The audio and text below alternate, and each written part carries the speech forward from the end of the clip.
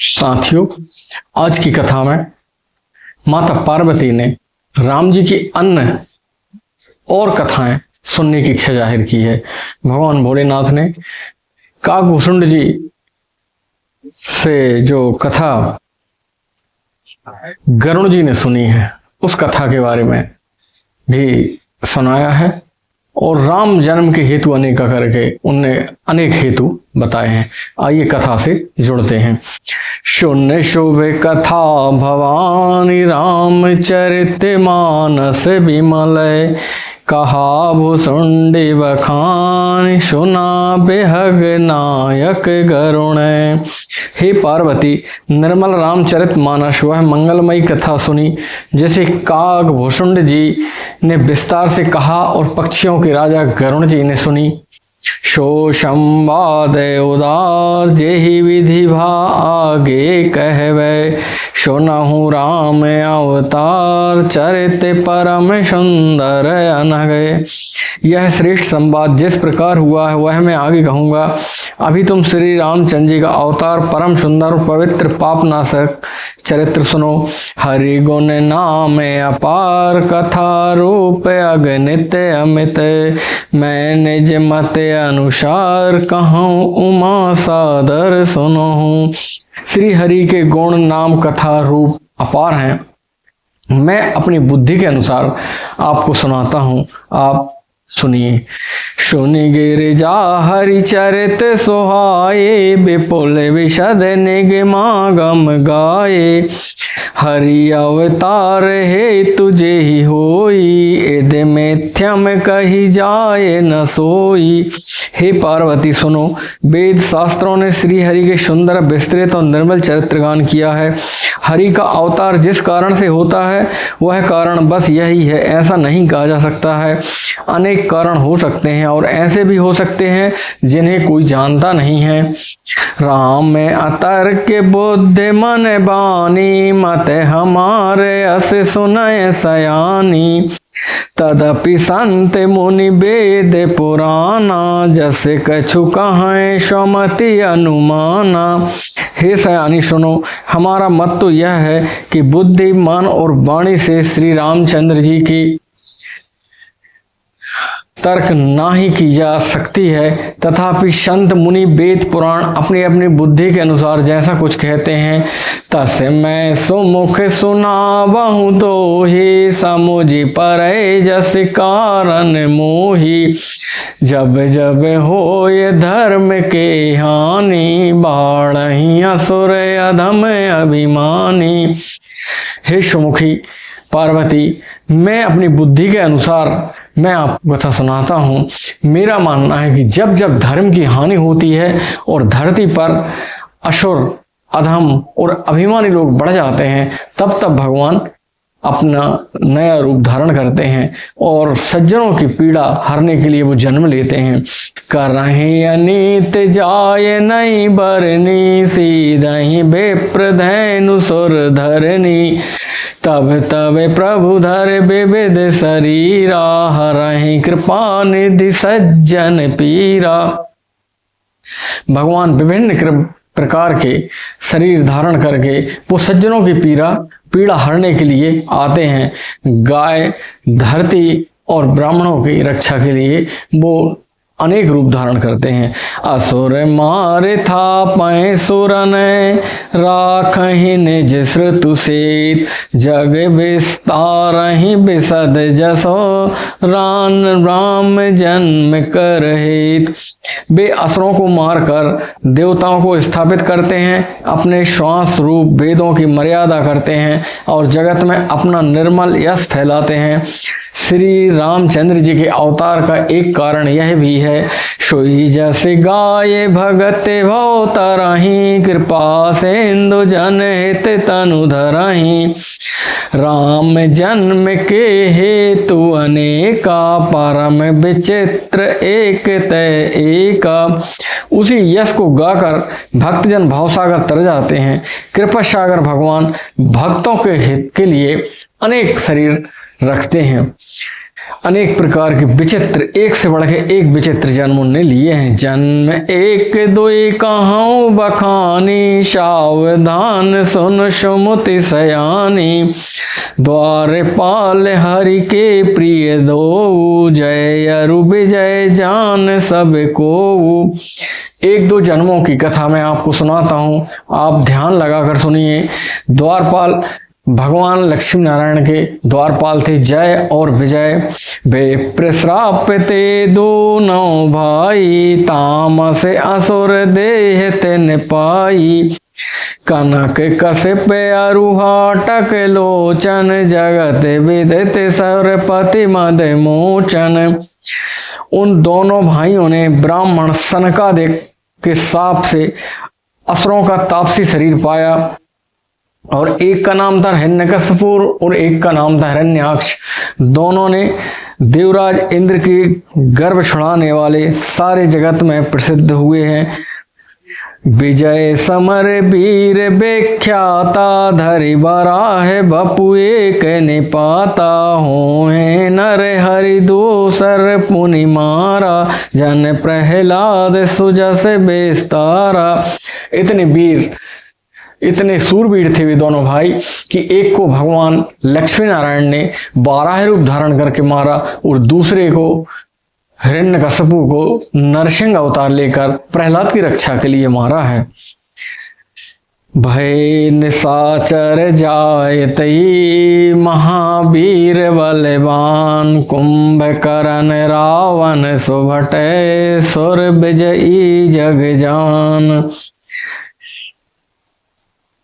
दोनों भाई इस जन्म में आसुरी सत्ता पाने के बाद मारे गए, और विप्रों का श्राप चूंकि बार बार असुरों में जन्म लेने का दिया था, तो दूसरे जन्म में वही रावण और कुंभकर्ण का उनने अवतार लिया है। मुकुत न भय हते भगवाना, तीन जन्म दुज बचन प्रवाना।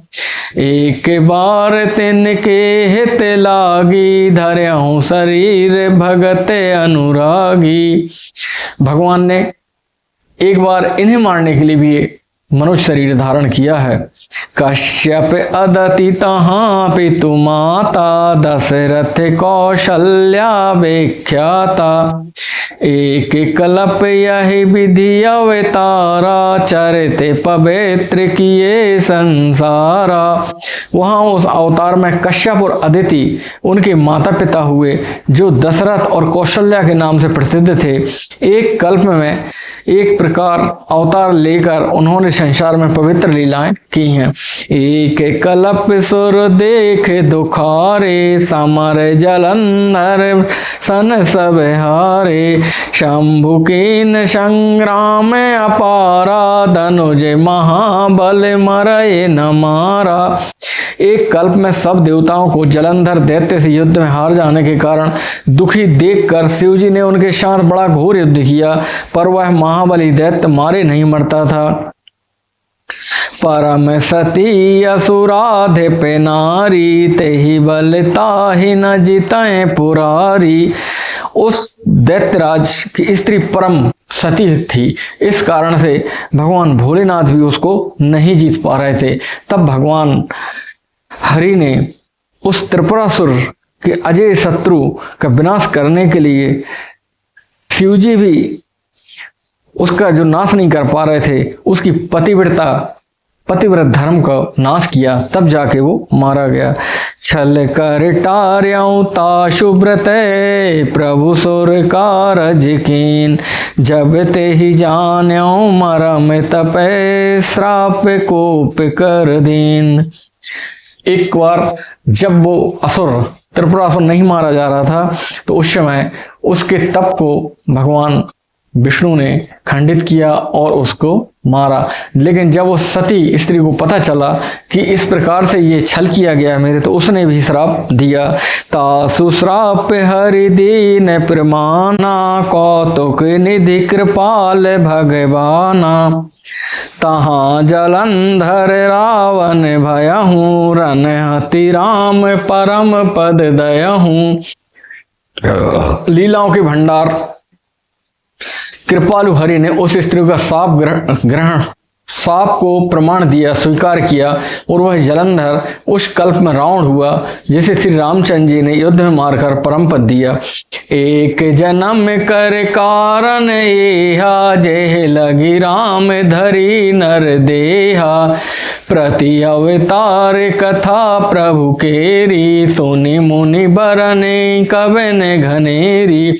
एक जन्म का कारण यह था जैसे श्री रामचंद्र जी ने मनुष्य देह धारण किया। हे भरद्वाज मुनि सुनो, प्रभु के प्रत्येक अवतार की कथा कवियों ने नाना प्रकार से वर्णन किया है। नारद श्राप दीन एक बारा, कल्प एक ते ही लगी अवतारा, गिरजा चकित भई सुनि बानी, नारद विष्णु भगत पुनि ज्ञानी। एक बार नारद जी ने भी श्राप दिया जिसके कारण से एक कल्प भगवान को अवतार लेना पड़ा। गिरजा यानी माता गिरजा चकित हुई। उन्होंने कहा नारद जी विष्णु भगवान के तो बड़े प्रेमी और भक्त हैं, फिर उनने श्राप कैसे दे दिया। कारण कवन श्राप मुनि दीना, का अपराध रमापति की ना, यह प्रसंग मोह कहूँ पुरारी, मुनि मन मोहे आच रज भारी। हे नाथ, वह कौन सा कारण है जिसके कारण से मुनि ने रमापति को श्राप दे दिया। आप यह अवश्य प्रसंग मुझे सुनाएं ताकि मेरे मन में जो आश्चर्य है वो खत्म हो जाए। बोले बेहसी महेश तब ज्ञानी मूढ़ न कोय, जेहि जस रघुपति करहि जबै, सो तस तेहि छन होय। भगवान महेश हंसकर बोले कि कोई ज्ञानी नहीं होता, कोई बुद्धिमान नहीं होता है। भगवान राम जिसको जैसा करते हैं उस समय वो वैसी वैसी करने लगता है। कहाऊँ राम गुण गात, भरद्वाज सादर सुनहूँ, भवभंजन रघुनाथ, भज तुलसी तजिमान मदय। याज्ञवल्क्य जी कहते हैं कि हे भरद्वाज, मैं श्री रामचंद्र जी के गुणों की कहता हूँ, तुम आदर से सुनो। तुलसीदास जी कहते हैं मान और मद छोड़कर आवागमन का नाश करने वाले श्री रघुनाथ जी को भजो। हिम गिरि गुहा एक अति पावनी, बह समीप सुर सरी सुहावनी, आश्रम परम पुनीत सुहावा, देख देव ऋषि मन अति भावा। हिमालय की पर्वत एक बड़ी सुंदर गुफा थी, उसके समीप सुंदर गंगा जी बहा करती थी। उस स्थान को देखकर नारद जी को वह स्थान बहुत अच्छा लगा। निरखि शैल सरि विपिन विभागा, भयहु रमापति पद अनुरागा, सुमिरति हरहि श्राप गति बाधी, सहज विमल मन लागी समाधि। पर्वत, नदी और वन सुंदर विभागों को देखकर नारद जी का लक्ष्मीकांत भगवान के चरणों में प्रेम हो गया। भगवान का स्मरण करते ही उन नारद मुनि के शाप का जो साप उन्हें दक्ष प्रजापति ने दिया था कि वो एक जगह नहीं खड़े हो सकते हैं, इस कारण से एक स्थान नहीं ठहर सकते थे। गति रुक गई और मन स्वाभाविक होकर निर्मल होने लगा और समाधि लग गई। मुनि गति देख सुरेश डेराना, काम ही बोल कीन सनमाना, सहते सहाय जाओ मम हेतु, चल्यों हरस ही जलचर केतु। और मुनि की यह समाधि देखकर देवराज इंद्र को बहुत ही भय हुआ। उन्होंने कामदेव को लिया और कहा कि आप जाकर इस समाधि को भंग करो। सुना सिर मन महु असी त्रासा, चाहत देव ऋषि मम पुरवासा, जे कामी लोलुप जग माही, कुटिल काकयो सबह डेराही। महाराज इंद्र को जब भय हो गया, उनको ऐसा लगा कि शायद नारद जी को मेरे इस सिंहासन से लोभ हो गया है, इसलिए तपस्या कर रहे हैं क्या। कई बार क्या होता है कि कुत्ता भी सूखी हड्डी लेके भागने लगता है और वो यह समझता है कि सिंह कहीं छीन ना ले। इस प्रकार सूख हाड़ ले भाग सठे, स्वानन रखी मृगराज, छीन ले ये जनी जान जड़े, तिम सुरपति नहीं लाज। क्या है, जो लोग कामी और लोभी होते हैं वे कुटिल कौए की तरह सबसे डरते हैं। जैसे मूर्ख कुत्ता सिंह को देखकर सूखी हड्डी लेकर भागे, वह मूर्ख यह समझे कि कहीं उस हड्डी को सिंह न छीन ले। इसी प्रकार से नारद जी मेरा राज्य छीन ले गए, ऐसा सोचते हुए उसको लाज नहीं आई। ते हे आश्रम ही मदन जब गया हूँ, निज माया बसंत निर्मय हूँ। कुश मित विविध बिटप बहुरंगा, कूजहि कोकिल गुंजहि भृंगा। जब कामदेव उस आश्रम में गए और उन्होंने अपने बसंत की ऋतु पूरी फैला दी है, सारे प्रयत्न किए हैं। चली सोहावनी त्रिविध बयारी, काम कृष्णानु बढ़ावन हारी। रंभा दिक सुर नारी नबीना, सकल असम सर कला प्रवीणा। कामाग्नि को भड़काने वाली त्रिविध हवाएं चल रही हैं, 3 प्रकार की, शीतल मंद और सुगंधित। सुहावनी हवा चलने लगी। रंभा आदि 9 युवतियां देवांगनाएं जो सबकी सब काम कला में निपुण थी, वो नृत्य करने लगी। कर रही गान बहुतान तरंगा, बहुविधि क्रीड़ा है पानी पतंगा। देख सहाय मदन हर्षाना, कीन सी पुनि पर पंच विधि नाना। वे बहुत प्रकार से तानों की तरंग साथ गाने लगी और नाचने लगी, हाथ में गेंद लेकर खेलने लगी और नाना प्रकार के खेल खेल रही हैं। कामदेव अपने इस सहायक को देखकर बहुत प्रसन्न हुआ, फिर भी उस नाना प्रकार के माया जाल किए। काम कला कछु मोनहि न व्यापी, निज भय डरहु मनोभव पापी। सीम की चापी सकै को तासु, बड़ रखबार रमापति जासु। परंतु कामदेव की कोई भी कला मुनि पर असर ना कर सकी। तब तो पापी कामदेव अपने ही नाश के भय से डर गया। लक्ष्मीपति भगवान जिसके बड़े रक्षक हों, भला उसकी सीमा मर्यादा कोई नहीं दबा सकता है। सहते सहाय सभी ते अति, माने हारि मन में। गहे से जाए मुनि चरण तवे, कही सुठियार तो वैन। सब प्रकार के उपाय करने के बाद जब कामदेव हार गया तो वह मुनि के चरणों में गया और माफी मांगने लगा, उनके पैर पड़ने लगा। भाया हूं नारद मन कछु रोषा, कहे प्रिय बचन काम परितोषा। नाय चरण सिरुआय छुपाई, गया हूं मदन तब सहत सहाई। नारद जी के मन में किसी प्रकार का क्रोध नहीं आया। उन्होंने प्रिय वचन कहकर कामदेव को समाधान किया। तब मुनि के चरणों में सिर नवाकर उनकी आज्ञा पाकर कामदेव अपने सहायकों सहित लौट गया। मुनि सुशीलतापन करनी, शौरपति सभा जाय सब बरनी। सुन सब के मन आचरज आवा, मुनहि प्रशंस हरहि शिरुनावा। देवराज इंद्र की सभा में जाकर उसने मुनि की सुशीलता और अपनी सब करतूत कही। तो नारद जी के स्थिर चित्त को देखकर सबको बड़ा आश्चर्य हुआ है और प्रभु की माया को उन्हें सिर नवाया है। तब नारद गबने से वो पाही, जिता काम में अहिमित मन माही। मार चरित शंकर ही सुनाए, अति प्रिय जान महेश सिखाए। तब नारद जी के मन में थोड़ा सा अभिमान आ गया और वो शिवलोक गए हैं और भगवान भोलेनाथ को पूरी कथा सुनाई है कि मैंने तो काम को जीत लिया है। तब भगवान भोलेनाथ ने अपने अति प्रिय जानकर नारद जी को कुछ बातें बताई हैं। बार बार बिनवौ मुनि तो ही, जिमि यह कथा सुनायौ मोही। तिमि जनि हर यही सुनावौ कबहूँ, चलहूँ प्रसंग दुरायौ तबहूँ। फिर भगवान महेश ने बार बार विनती की कि हे मुनि, हे नारद जी, आपने जिस प्रकार से यह कथा मुझे सुनाई है, भूल कर भी भगवान हरि को न सुना देना। शंभु दीन उपदेश हिते, नहीं नारद ही सोहान। भरद्वाज कौतुक सुनहूं, हरि इच्छा बलवान। भगवान भोलेनाथ ने मुनि नारद जी को उपदेश दिया, लेकिन उन्हें वह अच्छा नहीं लगा, क्योंकि हे भरद्वाज जी, अब एक तमाशा सुनो आप।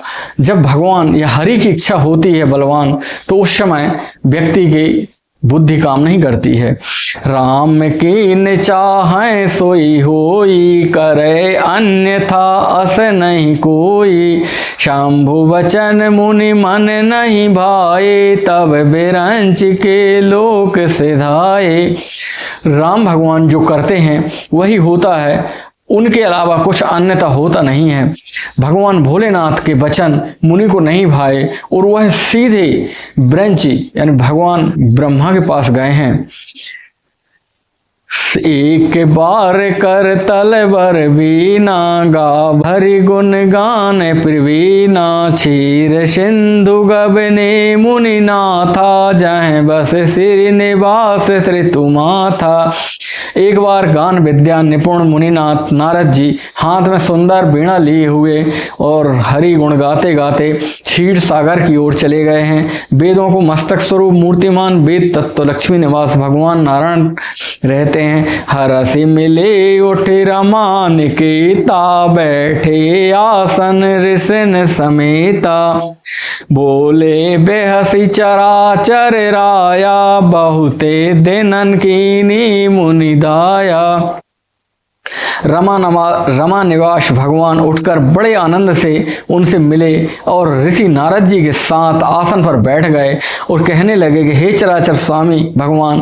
हंसकर बोले, हे मुनि, आज आपने बहुत दिनों बाद कृपा की है, कहाँ रहे? काम चरिते नारद सब भासे, यद्यपि प्रथम बरज से वे राखे।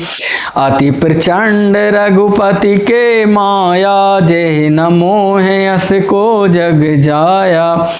जिस प्रकार से कामदेव ने उनके साथ जो करनी की थी वह सारी बता दी है।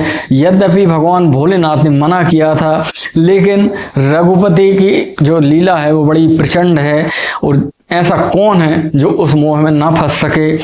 रूख बदन करी बचन मृदु, बोले श्री भगवान।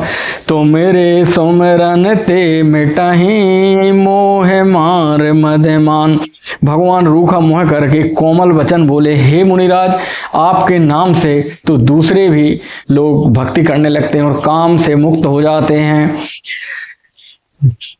सोने मुनि मोह होए मन ताके, ज्ञान विराग हृदय नहीं जाके। ब्रह्मचर्य व्रत रत मति धीरा, तुम्हें कि करें मनोभव पीरा। हे मुनि सुनिए, मोह तो उसके मन में होता है जिसके हृदय में ज्ञान वैराग्य नहीं होता। आप तो ब्रह्मचर्य व्रत तत्पर बड़े धीर बुद्धि हैं, भला कहीं आपको भी कामदेव सता सकता है क्या? नारद कयो सहित अभिमाना, कृपा तुम्हारी शकल भगवाना। करुणा निधि मन दीख बिचारी, और अंकर हूँ गर्भ तरु भारी। नारद जी ने अभिमान के साथ कहा, भगवान आप जिसके साथ हैं करुणा निधान भगवान, आप विचार कर देखा, इनमें मन में गर्भ है, भारी वृक्ष का अंकुर पैदा हो गया है, इसलिए इस अभिमान रूपी वृक्ष को तो निकालना ही पड़ेगा। बेगी सो मैं डारा हूँ उखारी, पन हमार सेवक हितकारी। मुनि कर हित मम कौतुक होई, अवश्य उपाय करब मैं सोई। मैं उसे तुरंत ही उखाड़ फेंकूंगा, क्योंकि सेवकों का हित करना हमारा प्रण है। मैं अवश्य ही वह उपाय करूंगा जिससे मुनि का कल्याण और मेरा खेल हो। तब नारद हरिपद सिर नाई, चले हृदय आई मित अधिकाई। सिर पे दिन जे माया तब प्रेरी, सुनहु कठिन करनी ते केरी। तब नारद जी भगवान के चरणों में सिर नवाकर चले, उनके हृदय में अभिमान और भी बढ़ गया। तब लक्ष्मीपति भगवान ने अपनी माया को प्रेरित किया। अब उसकी कठिन करनी सुनो।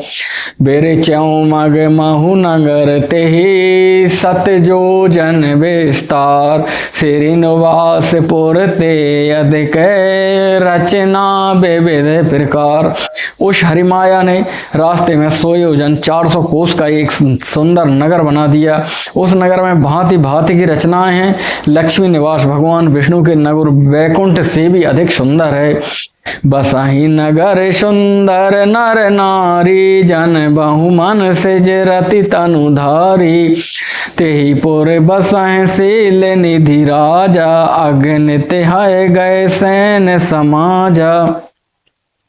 उस नगर कि स्त्री पुरुष इतनी सुंदर हैं कि वो कामदेव को भी लजा रहे हैं। और उस नगर के बड़े सुंदर नगर के जो राजा हैं वो शील निधि नाम के राजा हैं, जो असंख्य घोड़े हाथी और सेना के समूह उनके पास हैं। शत सुरेश सम विभव बिलासा, रूप तेज बल नीति निवासा। विश्व मोहिनी तासु कुमारी, श्री विमोह जिसु रूप निहारी। उसका वैभव और विलास 100 इंद्रों के समान है। वह रूप तेज बल और नीति का घर था। उसके विश्व मोहिनी नाम की एक ऐसी रूपवती कन्या थी जिसके रूप को देखकर लक्ष्मी जी भी मोहित हो जाएं। सोई हरि माया सब गुण खानी, शोभाता सुख जाय बखानी। कराएं स्वयंवर सो नृप बाला, आए तह अगणित महिपाला। वह सब गुणों की खान भगवान की माया ही थी। उसकी शोभा का वर्णन कैसे किया जा सकता है। वह राजकुमारी स्वयंवर करना चाहती थी, इससे वहां अगणित राजा आए हुए थे। मुनि कौतिकी नगर ते गया हूँ, पुरवासिन सब पूछत भया हूँ। सुनि सब चरित भूप ग्रह आई, करी पूजा नृप मुनि बैठाई। खिलवाड़ी मुनि नारद जी उस नगर में गए और नगर वासियों से उन्होंने सबका हाल पूछा। सब समाचार सुनकर वे राजा के महल में आए। राजा ने पूजा करके मुनि को आसन दिया। आन दिखाए नारदही भूपति राज कुमारी, कहाँ नाथ गुण दोष सब यही के हृदय विचार। फिर राजाओं ने राजकुमारी को लेकर नारद जी को दिखलाया और पूछा कि हे नाथ, आप अपने हृदय में विचार कर इसके सब गुण दोष कहिए। साथियों, आज की कथा का जो सार है, अपने प्रिय और अपने बड़े यदि कोई बात कहें तो उस पर शक नहीं करना चाहिए।